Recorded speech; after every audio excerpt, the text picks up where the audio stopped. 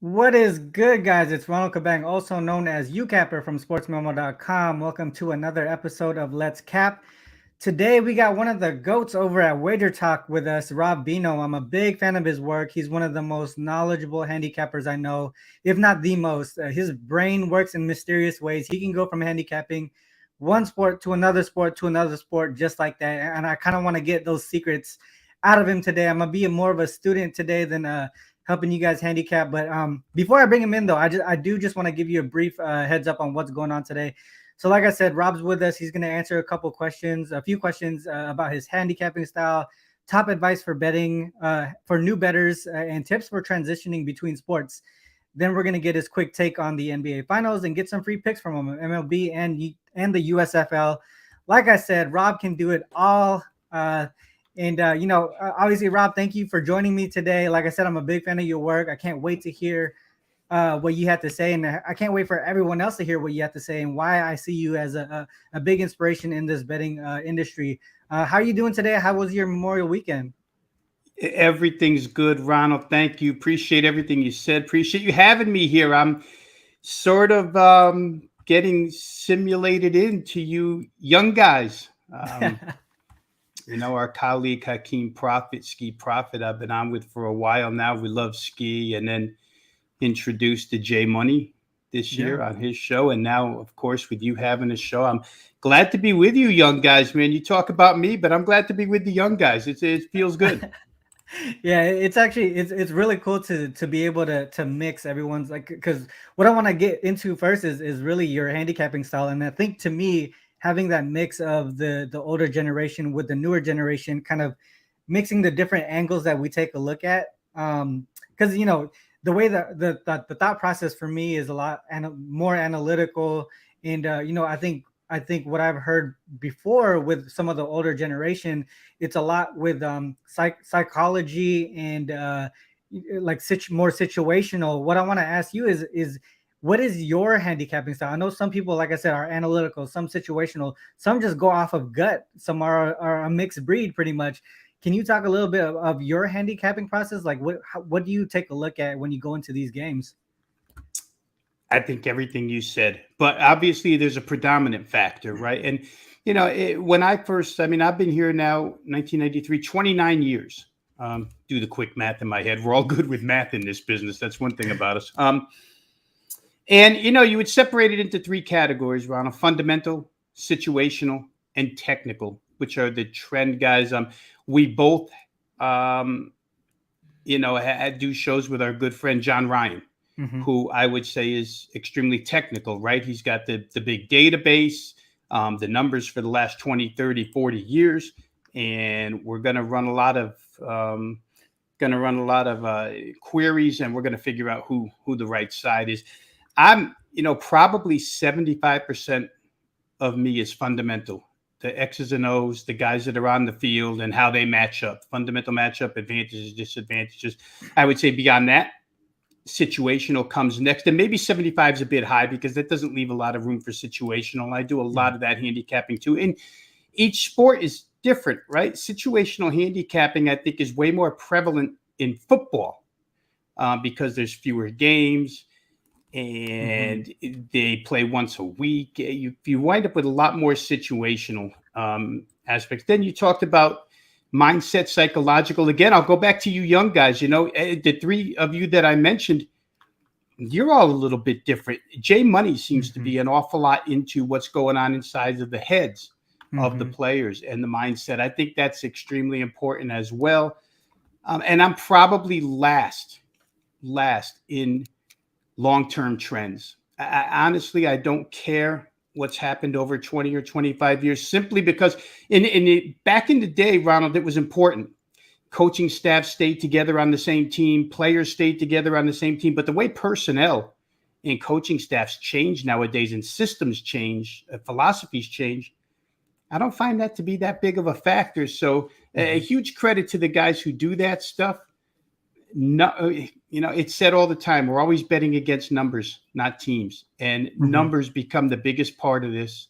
And we'll go over a game today where I just think a number's way out of whack. But yeah, that's probably where I start. You'll hear me discuss matchups, advantage and disadvantage more than anything else. Yeah, and to add on to the long-term trends that you mentioned there, because I use a lot of trends, I use a lot of analytics in how I cap games, and like what you mentioned with the long-term trends and how you kind of use that last because of the always changing coaching staffs, the rule changes Right. in all the games.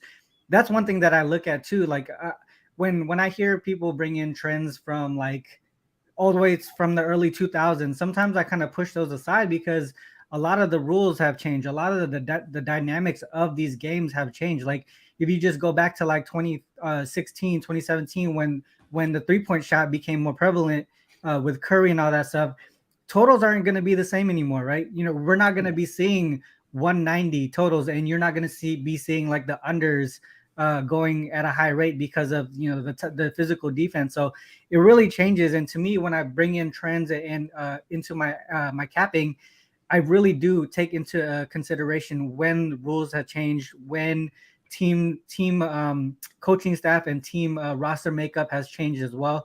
So those are really great things to bring up. I like the fact that you brought up the long-term trends not being something so important, but at the same time, if it really has to do with what has changed from the moment that you bring in the trend, the start of the trend. So that's awesome to hear that you brought that up.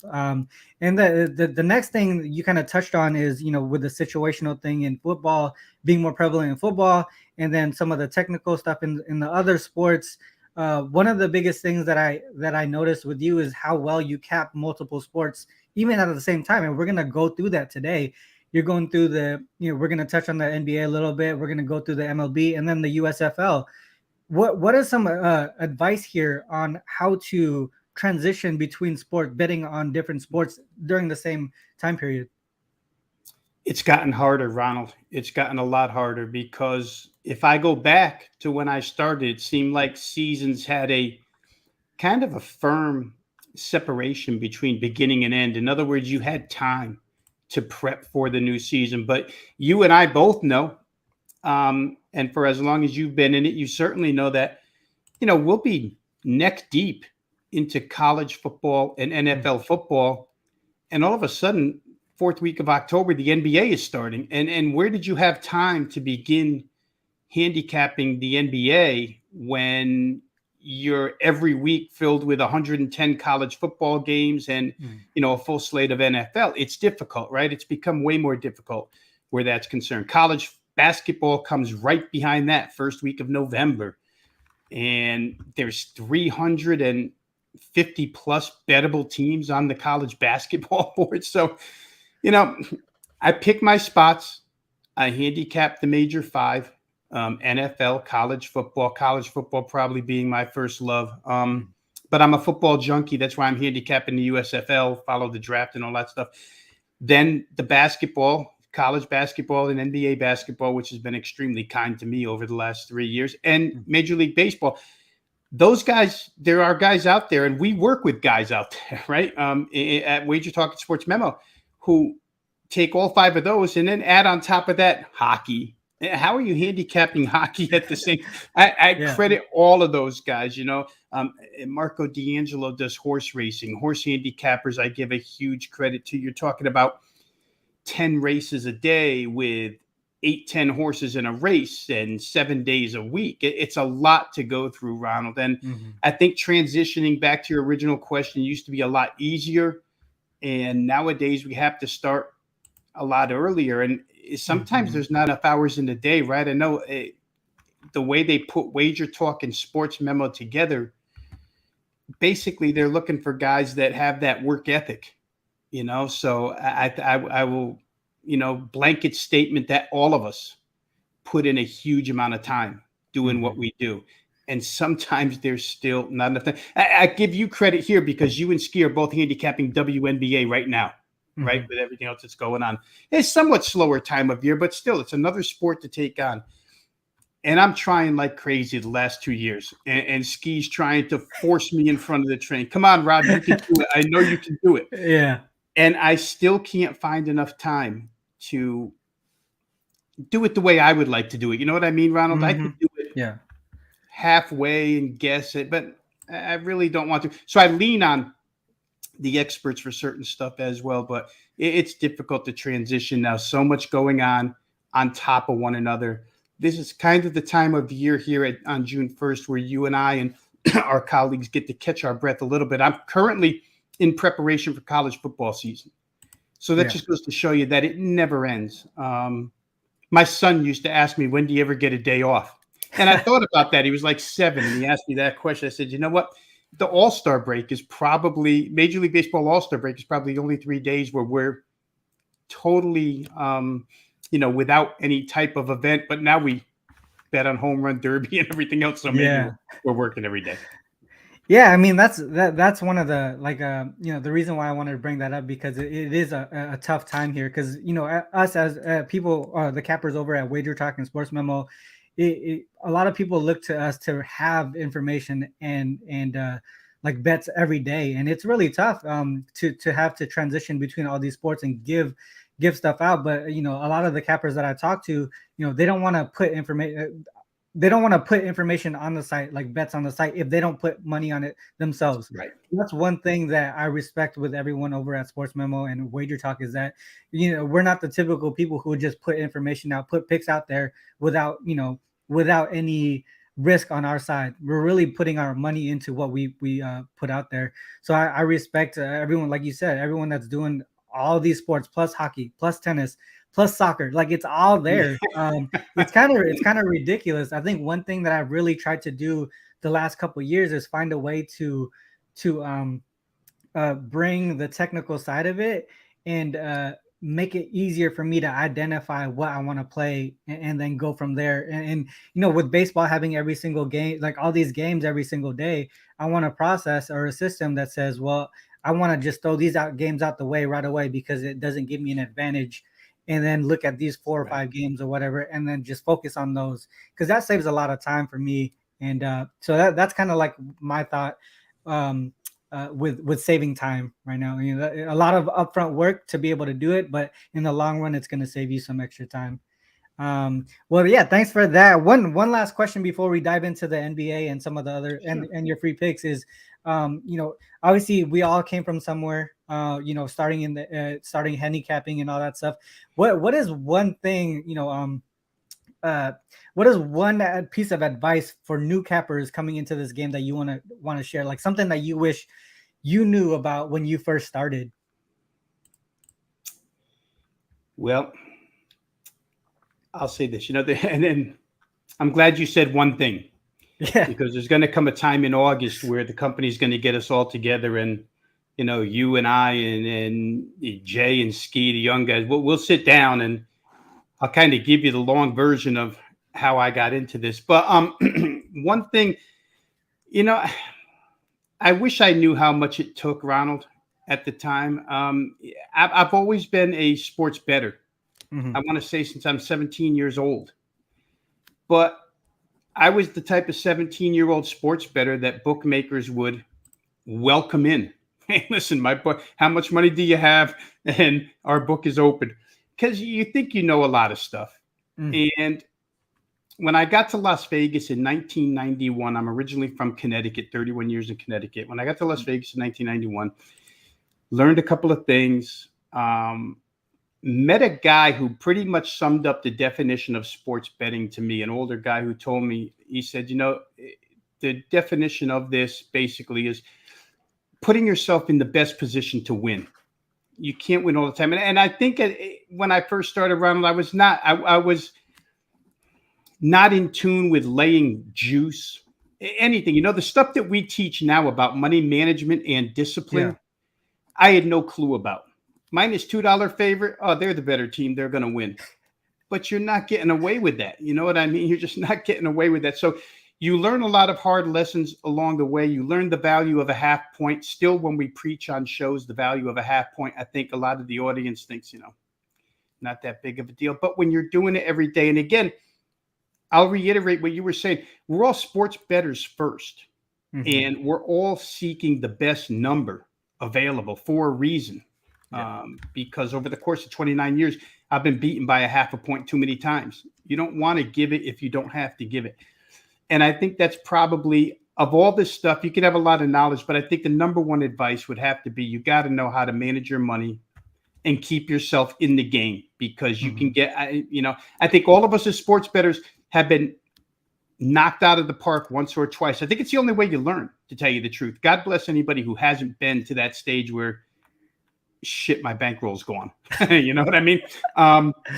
Been there, done that, don't want to go back and do that. So you learn over the course of time. And I think those are probably if you're listing them, number 1 and 1A, discipline and money management, 1 and 1A. You got to know it before you step in. Know how much money you have, how much you can bet, and please don't go crazy over any one thing. There's a lot of people out there that will tell you, your house is worth this bet. No, it's not. Your house is worth that bet. You got to be out of your mind. But young and impressionable, and the way things were when I came up, 900 numbers, big ads, phony claims.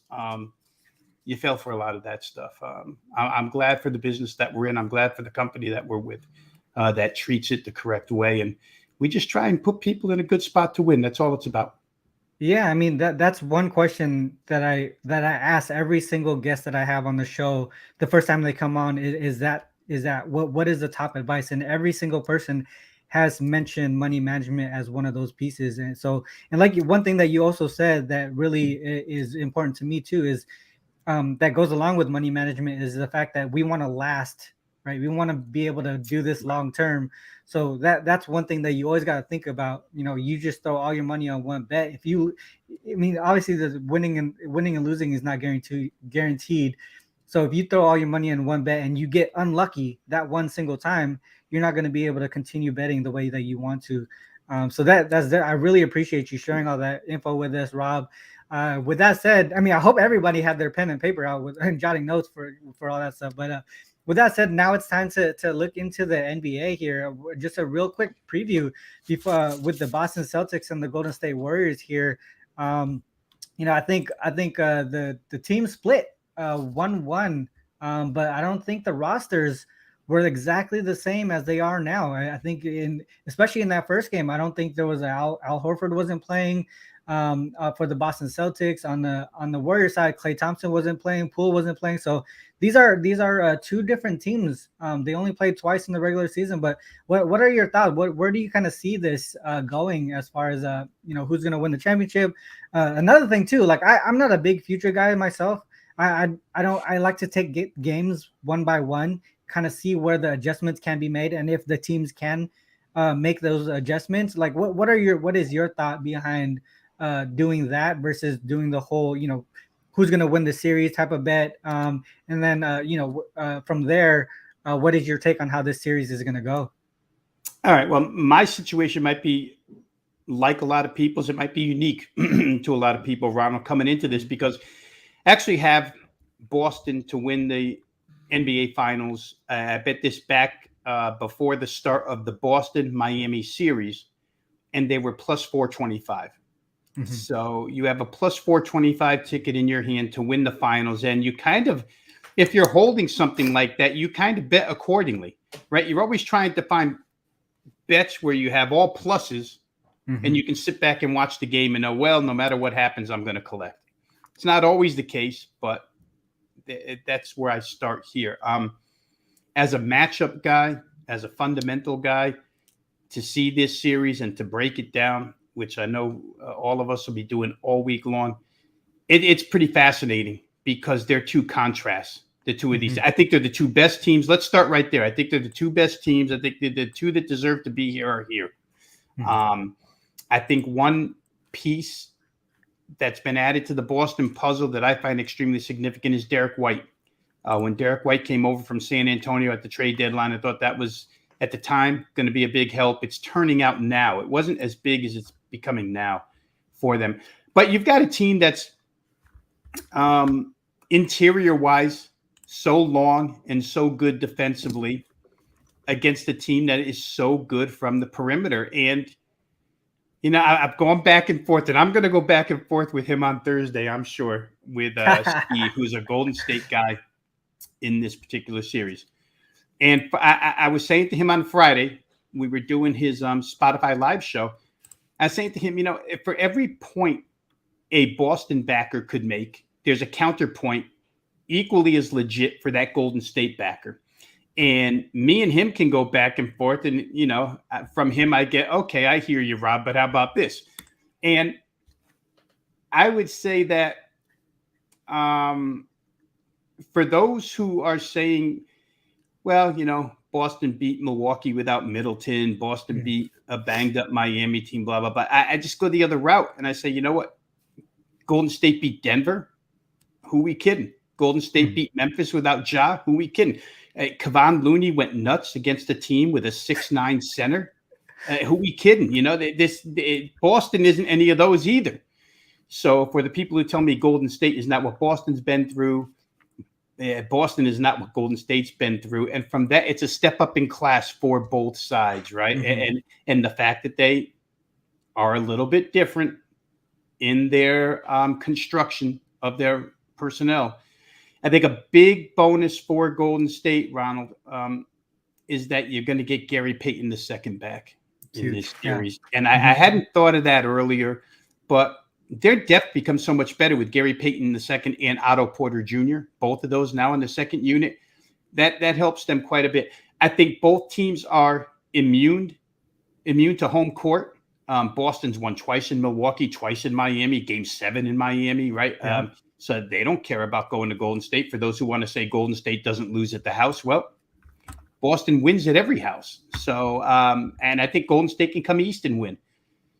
It's an interesting series. And I think what you said right off the bat about game by game, trying to see what you can feel, and maybe you get an edge from there. I just hope that there's no significant injury in this series, Ronald, that changes it or alters it. You know what I mean? I hope that they both stay healthy and play it. I think overall, I somewhat favor the Boston side. I think overall, I somewhat favor the over side. Mm-hmm. I think both teams have the ability to score against these defenses. As good as they are, I think the offenses present trouble for both. That's a broad overview, and I'm sure we're going to study it more each and every night, and we're going to learn more each and every game. But and of course the referee factor, right? We love throwing them. We got to throw in the refs. We'll see who's reffing these games. One quick thing before we go into the MLB, though, I do want to mention with these two teams here, and how they've got both of their roads to make it to the NBA Finals. One thing that I talked about before was just the whole. It's a different matchup, right? So Warriors are not the Heat. Warriors are not, and Celtics are not Dallas. We've seen a few players come up from the bench and play really solid minutes in these series. Here, in my opinion, we might see another shakeup with the bench. I think there's an opportunity to see Kuminga a little bit more as well.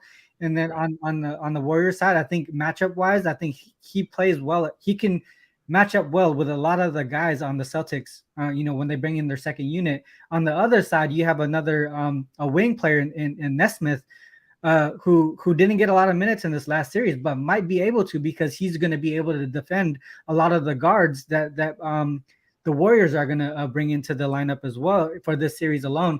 So I think those are things that we need to bring up. It's a whole matchup thing. We're going to need to see how the matchups.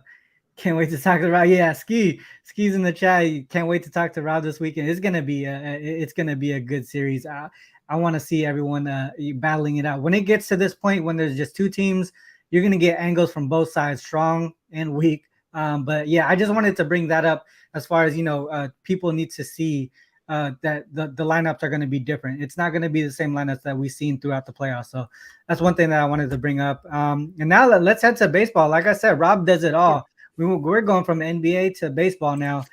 He has a look here on the Kansas City Royals and the Cleveland Guardians. Go ahead and take that away, Rob. Yeah, it's not that complicated on this one, Ronald, but I could make it complicated. I mean, again, just to show, I mean, and we were talking earlier about the work that all the guys do here. Respect every one of them at Wagertalk and Sports Memo. But to prep for a show like yours probably takes 6 times as long as it does to do the show. It's crazy. I mean, I'm still a guy, and I'm going to try and put this up here. I'm still a guy who does handwritten notes. So my notes are just, for every show, are insane. Kansas City, Cleveland here. I'm going to play the first 5 innings under 5 runs. Reason why I'm going 5 instead of full game, guys, I'll get to that real quick, is I don't want to get the Kansas City bullpen involved. It's been flammable all season long. They've got a horrible whip. They give up a lot of runs. We don't want any part of that. And for the Indians, the starting pitcher here, Cal Quantrill, is basically a 2-pitch pitcher. He's a fastball slider guy. And when you get to that third time in the lineup with only 2 pitches, generally that's when the roof starts to cave in. You can get away with it first couple times through 5 innings, but after that, it becomes a little bit problematic. So I'm going to go first 5 here. Daniel Lynch is the starting pitcher for KC tonight. He's got 7 starts. The total in the first 5 innings is 5 runs. In his 7 starts, 4, 1, and 2 to the under if it was 5, right? So 4 times he's been under 5, 1 time he went over, twice he's pushed. Pretty good numbers. If you take his road games under 5, he's 3-0-1 against the spread. So we got a lot of good stuff in our favor there. A lot of times it's who you pitched against, not how well you did. He's pitched against some teams. For Daniel Lynch, only 1 game out of his 7 was pitched against a team that was not in the top 10 offensively in either home offense or versus left-handed pitcher offense. So he's gone through a lot of teams. Minnesota 3 times. I think they rank inside the top 10, number 8. The Yankees, Colorado at home. He shut them out for 5 innings in Coors. Pretty good stuff. The other side of the coin, because we got to have them both throwing well, Cal Quantrill, his last 7 games, he has been pretty darn good himself. 7-0. If the first 5 inning total was 5, he'd be 7-0. You've collected all 7 times. Hopefully you collect for an 8th here once again. At home, it's 3-0. His runs allowed over those 7 games, only 13. So 1.9 runs per game over the first 5 innings, real good. His run support has been miserable.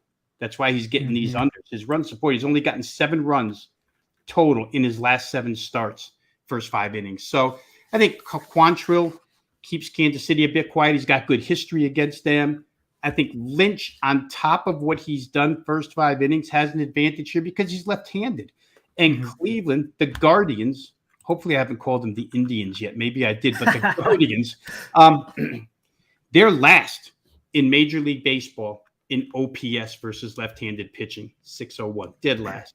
So even if you're an average, you're not an elite left-hander, this team's not hitting you at this point in time. They're 28 in one of these metrics called ISO. And I'm not a big sabermetric guy, but ISO is one of those deals where when you're playing first 5 innings, you don't want a lot of home runs or extra base hits. And ISO obviously is only extra base hits. Cleveland ranks 28th against lefties, and that 27th in on-base percentage versus lefties, 27th in batting average against left-handed pitching. Just not good against these guys. So I think that's an extra edge for Lynch. I mentioned earlier that Quantrill has had good success against KC. His last 4 starts, and amazingly, he's pitched against them 4 times within the last 11 months. The lineup is pretty much the same. And he's only given up 2, 0, 2, and 3. So I think that's really good too. There's not any juice here to lay, really, Ronald. You're laying, it's a 110 bet.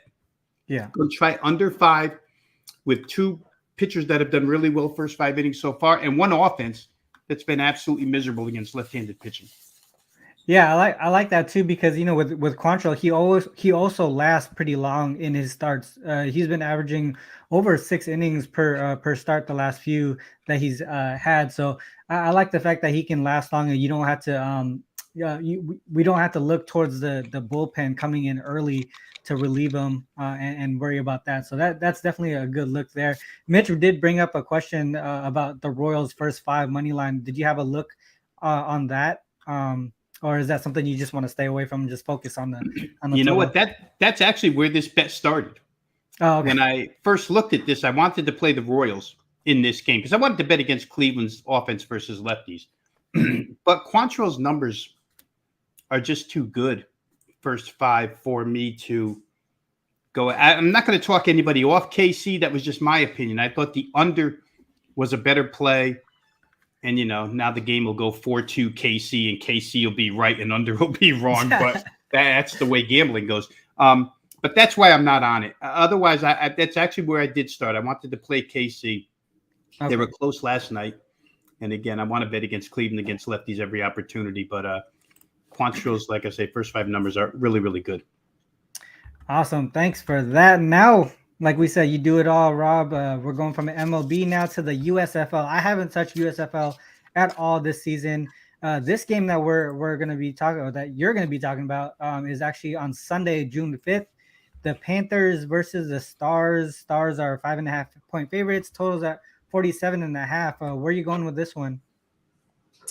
Yeah, USFL has been good to me, Ronald. 7-4. I'm 7-4 in USFL, and I'm bitter. I'm bitter because I should be 9-2, and I'm really bitter at this game in particular. The first time around, Michigan and Philadelphia, it'll be their second time. All divisional teams, 4 in each division, North and South. They play each other twice, and the schedule maker was smart in this league because they made it so that divisional teams played each other the first 3 weeks and the last 3 weeks. So it kept playoff races alive here. Playoff scenarios real quick in this one. Philadelphia can clinch a playoff spot with a win. The Panthers stay alive for a playoff spot if they win. So everybody's got stake in this game. The first meeting, the one I talked about that really I'm still 4 weeks later bitter about. Stars won this game 26-25 on the road because Michigan missed the 22-yard field goal as time expired. Laid 1 point in that game, lost by 1 point. The field goal would have been a 2-point win. Thought I had it in my pocket, and I watched the thing hit the upright. Doink. At that point in time, Michigan was using a punter as their place kicker. Their place kicking game was a mess the first 4 weeks. 1 of 4 field goal wise. They had missed extra points. And that's where I'm usually not terribly harsh on head coaches, Ronald. Don't think that's my place, but there's opportunity. They give you opportunity to be harsh. And Jeff Fisher's just a guy that I can never figure out. I mean, he is what he is, but in that game, just so you guys know, when they played, Michigan ran for 250 yards in that game. Philadelphia had the worst rush defense at the time. They still have the worst rush defense in the USFL. 250 yards. They get a 1st and goal on the 3-yard line with 30 seconds left and a timeout. And they have just run the ball right down the field to get here. What does Jeff Fisher do in all his brilliance? He allows the clock to run all the way down to 3 seconds, never runs a play, calls timeout, and sets up for a field goal with his punter. And I'm thinking, are you an idiot or what? You just wait for 250 yards. You're getting 7 yards of carry. You don't even try a play. You run the clock. That punter comes out, like I say, kicks it off the upright, and they lose. In that game, Michigan ran the football really well. Philadelphia scored just enough to win. It was the first game for their backup quarterback, Case Cookus. Michigan turned it over 4 times in that contest and still only lost by 1. Fast forward to what we're going to look at this weekend, this game's matchups. The Panthers are still the number 2 rush offense. Reggie Corbin, for those who follow college football a lot, running back from Illinois, has been sensational for the Michigan Panthers, and they do have the second ranked rush offense against, again, the worst rush defense in the league in Philadelphia. In fact, Philadelphia is the second worst total defense overall. Just not any good on that side of the football all season long. Whereas Michigan is the second best defense in the league total, very good against the run, and they've quickly become the 3rd best total offense in the league. So despite having great numbers, their head coach, Jeff Fisher, again, he somehow managed to find a way to guide them to a 1-6 record with all that good stuff going on. They've got a new quarterback, Josh Love, and they tended the last 3 weeks, Ronald, to go more towards the passing game. They balanced things out. They were predominant run when they last played. Now they throw the football. I think they've thrown the football for 232 yards the last 3 weeks on average. That's 70 yards above their average for the season. So don't get fooled by season-long statistics. This team can throw it now. My power ratings made this game Philadelphia -1. These games are all played on a neutral field unless you're named Birmingham, because that's where they're all played, in Birmingham. They get home field every week. But these other teams are all neutral. And this game should be 1 point. It's 5.5 or 6. I think people just really jumping on the fact that Philadelphia can clinch a playoff spot. But to me, the value of the underdog needing to win to stay alive in the playoffs is just as big.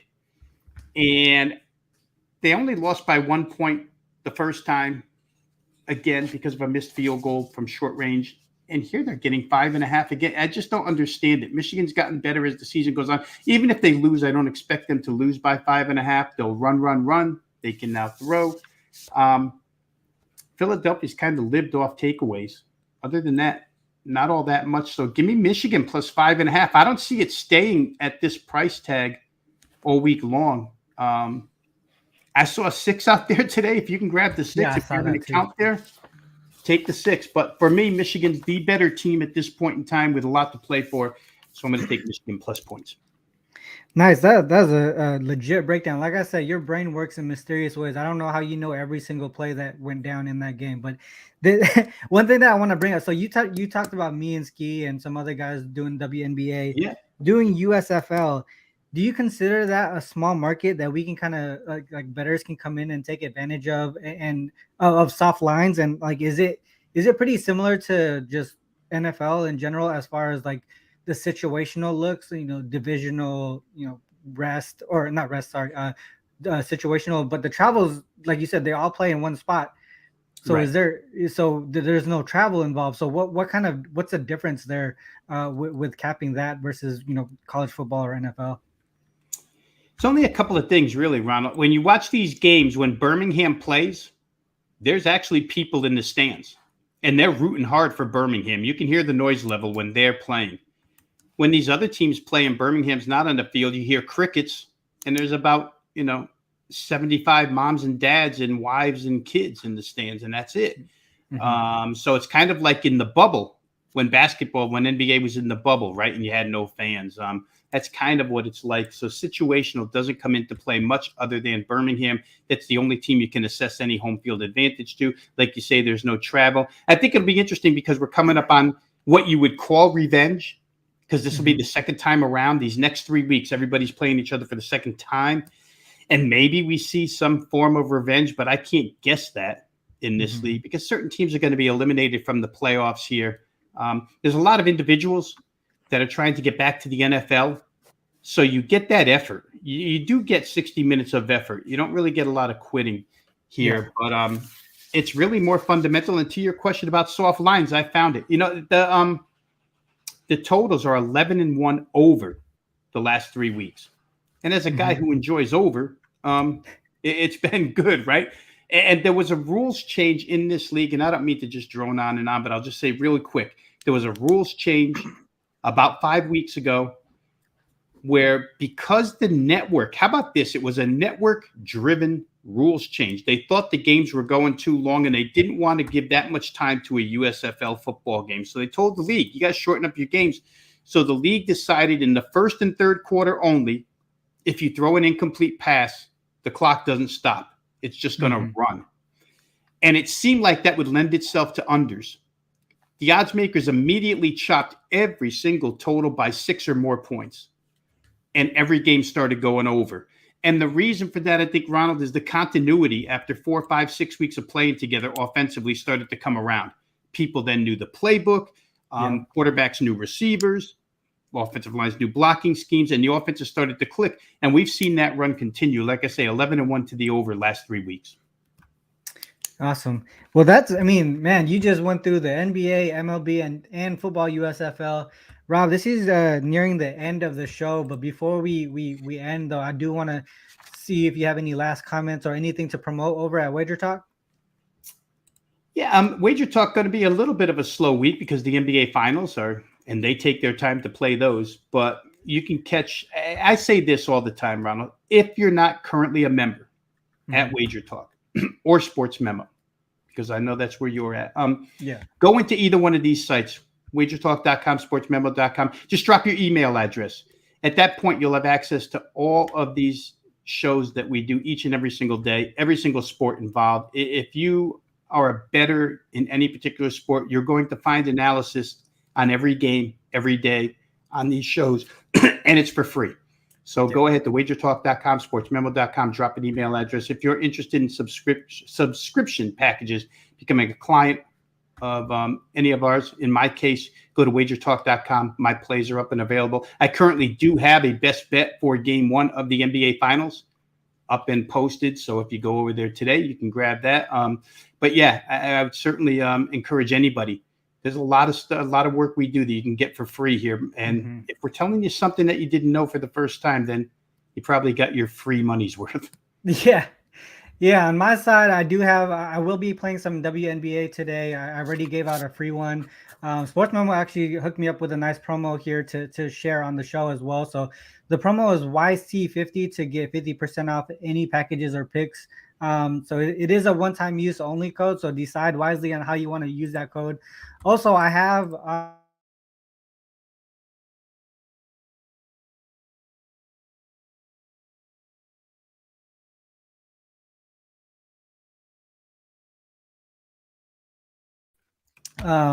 but basically it's like a little chat feature, and you have this one. Actually, you're able to sync directly to your sports book and track your bets, see live scoring updates, and you have like group leaderboards too. So if you want to share your picks in there, you have a leaderboard to mess around with your friends. So I actually hosted one of the boards, and I'll be doing contests and giveaways and providing free picks and answering questions and things like that. So all you really got to do is just scan that QR code. It'll take you directly to my group, or you can go into the description. There's a link there that you can go directly to the group as well. But that is, the end of this show today. Rob, man, I really appreciate you coming on and sharing all this knowledge. It's something that I want to continue doing on the show, is getting experts on here and providing that information that we want to share with others.